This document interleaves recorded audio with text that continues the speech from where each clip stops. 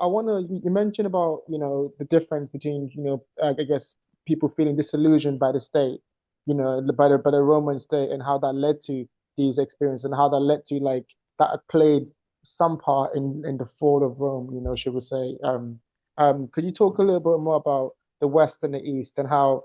I think in your book, one thing you do really well is you take the idea of the fall of Rome and you show how complicated it is, and you show how it's not just one thing. And for example, the West were people who kind of over time lost faith in the idea of what Roman Empire was, while the East fought for the identity and kind of tried to kind of keep that. Can you talk about the differences and like how that came about?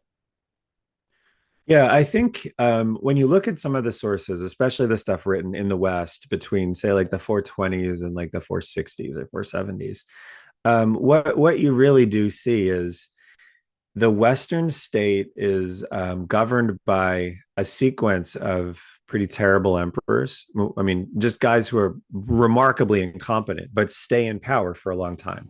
And they stay in power for a long time because it's advantageous to the people around them to keep a weak and in some cases stupid emperor in charge, because they can exploit them. They can like let them do whatever it is they think they ought to be doing as emperor, while the actual policy work is done in many cases corruptly by people who are just looking to benefit from the access they have.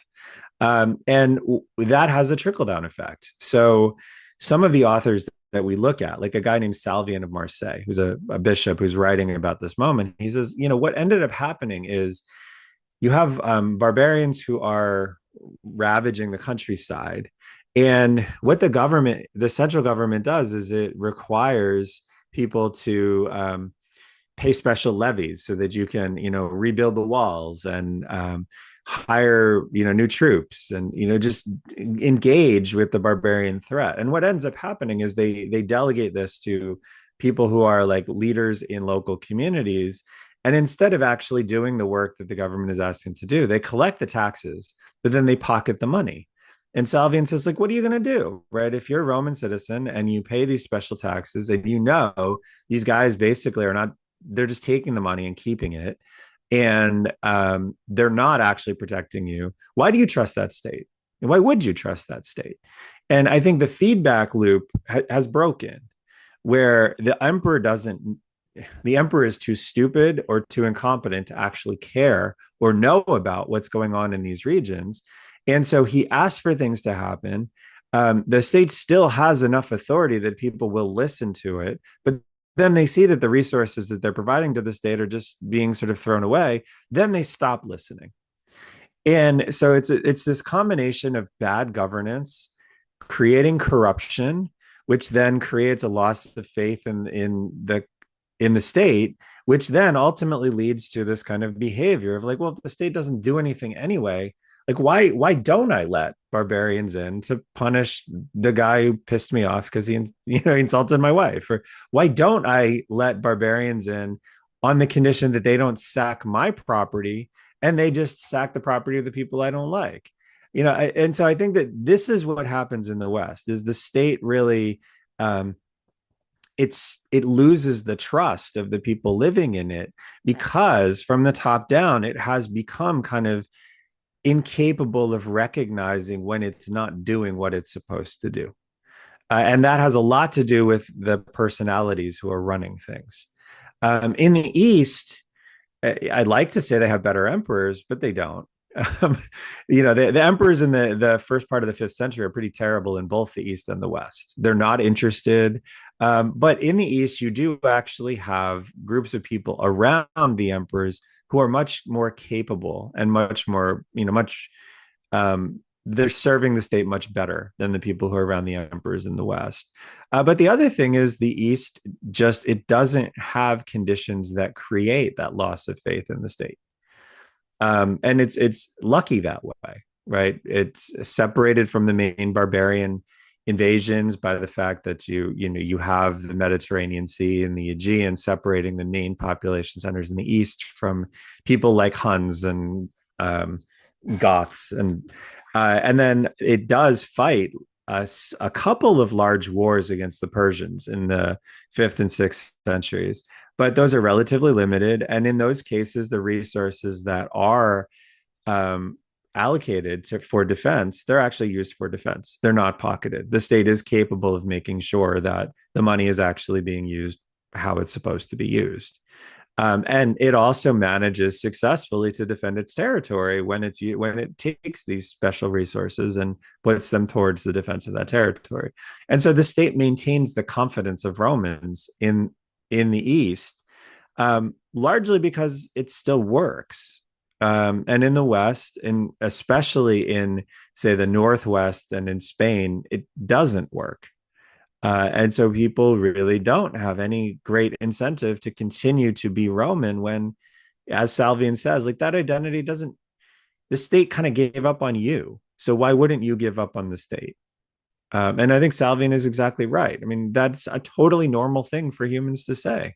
Yeah, yeah, absolutely. And I think, listening to you speak, I think you hit the nail on the head when you talk about the corruption and how that trickles down. When it's a corruption at the top, then the people feel like, oh, all these taxes and all this work and all this kind of pride I have in the state, is going to waste. And, I think that seems to be the thing that, over time will kind of deteriorate people's confidence in the state. So I want to come to like now to our modern kind of climate, looking at what we just spoke about for Rome and what led to their kind of lack of faith in the state. What are some things that we can learn about that experience and that kind of period of time, about how we can apply it to today to kind of avoid the same kind of pitfalls? Yeah, I think that it's really, really important to step back from the kind of rhetoric that you're seeing in a lot of the world, about the state's so broken that we can't do anything and we need to fire everybody, or we need to like gut the bureaucracy because everything is just so corrupt that there's just no real hope of reforming it. Once you say that, then you really do start to cut at those threads that make political meaningship and membership in a political community meaningful. So in the U.S., we've been hearing this stuff for, I mean, more than 15 years. In the UK, you're starting to hear it. Farage and others are saying this, in a significant way. But even going back to Brexit, you start hearing about, well, systems are broken, and the best thing we can do is just shatter the systems.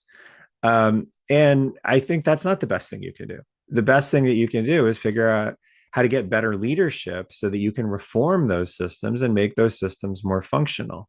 But shattering the system, if you have a system that even works like 60% as well as it's supposed to, if you destroy that system, you lose that 60%. You start with nothing.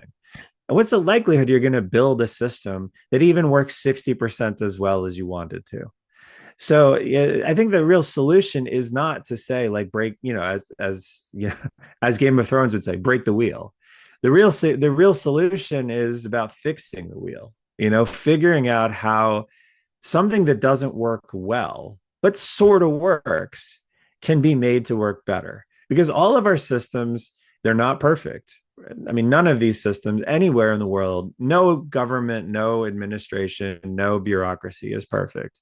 Not many are even very close to perfect, but they're also a lot better than nothing.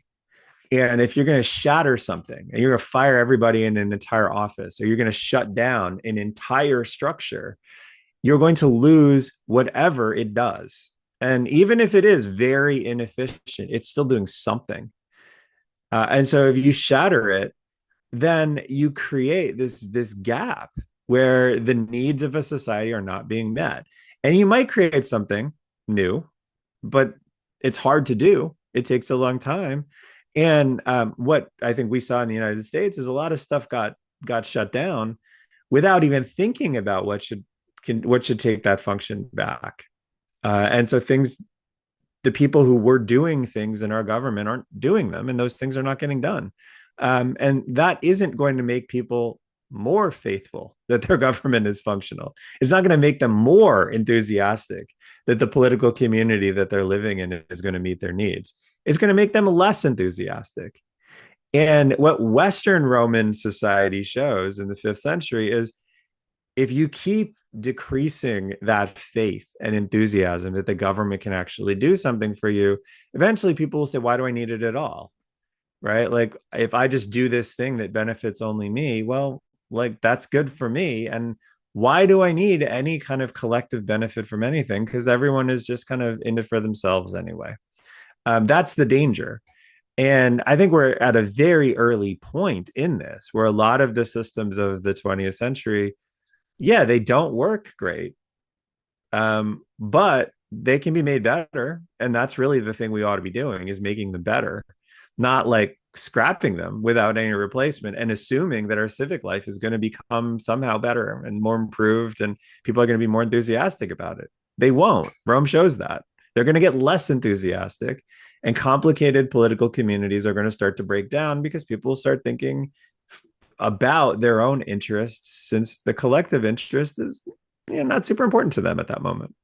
Absolutely. And I think, I always say, like, when I think about my audience, kind of my generation, there is this kind of like lack of faith in institutions because of what's come before, and like some of the rhetoric you're talking about, that's some of the kind of arguments I hear around me when I'm speaking to people around me, people my age, where it's like, oh, the systems are done, let's completely change it. My conversation, my kind of rebuttal is like, okay, and replace it with what?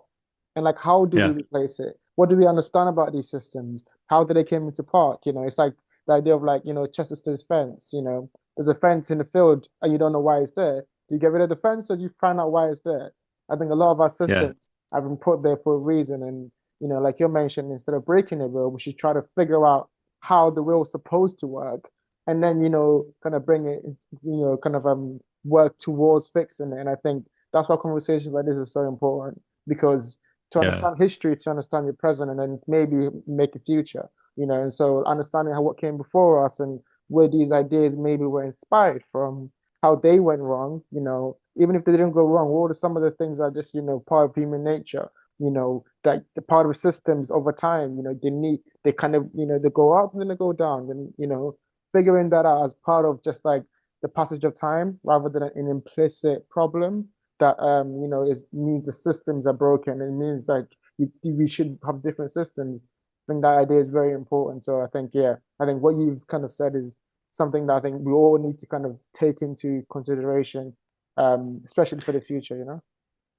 And I think what you just said about your generation is so key, because your generation is large and you have new ideas, and you have a better awareness of how the technology and the just this intense combination of creativity and, all sorts of different awarenesses of different approaches to how to organize the world. This is all coming together with your generation. And I think what is really difficult for everybody right now is there is so much energy to create new. And then there are all these traditional things, systems, government structures, fences in the middle of the wall, in the middle of the field, right? All of these things are inherited. They're all inherited for a reason. They all had a value, and they still do have a value in providing a kind of order to the world that people live in. And that order is necessary because it gives people a comfort and an understanding of how the world functions. But all that energy is also necessary. And to sit back and say, hey, you know what, the systems are old, let's keep them, that's stupid. But to say that our energy is so great that we should destroy these systems and like it will just be better, that's stupid also. What needs to happen is to say there's a reason why all this stuff is here. And also, this stuff doesn't work in the world we're in as well as it could. And there's all of this talent and all of these new ideas and all of these new approaches, and they can make what we have inherited better. And I think the Roman genius is to many times fail, but to always try to take what you've inherited and take those energies and ideas and approaches and like new invented concepts and apply them, and try to be sure that what you inherit and what you're creating, they're in contact with each other, and you give people the sense that you're moving things in a direction that doesn't destabilize where they've been before, but makes what was there before better. And most of the time Rome did that, and some of the time it didn't. And when it didn't, the results were really catastrophic, and we can learn, I think, from both of those things. right? If you scrap a system just because you feel like scrapping it, you better know what you're going to replace it with. And if you don't, you're going to have a real problem. Augustus knew what he wanted to replace it with. Figures like in the 11th century who are scrapping things kind of like wholesale without really understanding what they're doing, they didn't have a plan and it was catastrophic. And I think we need to understand we have the tools to take the things that made our society functional in the past and update them so that they work for your generation. We just need to be willing to do it. And we need to be willing to acknowledge we can't change everything. We shouldn't change everything, but we shouldn't keep things the same either. That process needs to be sort of grounded but dynamic. And that's what makes the society really functional. Absolutely. And I think you mentioned, and as I read in your book, like one of the things that made Rome so kind of like successful was that finding that balance and that dynamicness and understanding that was actually very important to the identity of what Rome was, and like not getting bogged down on one identity, but integrating different identities and changing over time. Final question I have for you is that Yeah. with what we've talked about today about Rome and identity and change, is there something that Rome did, or was that something you learned in your research that gives you hope about this kind of period of time that we're going through, that you can see on the other side of this, there may be something that will come out that's actually flourishing?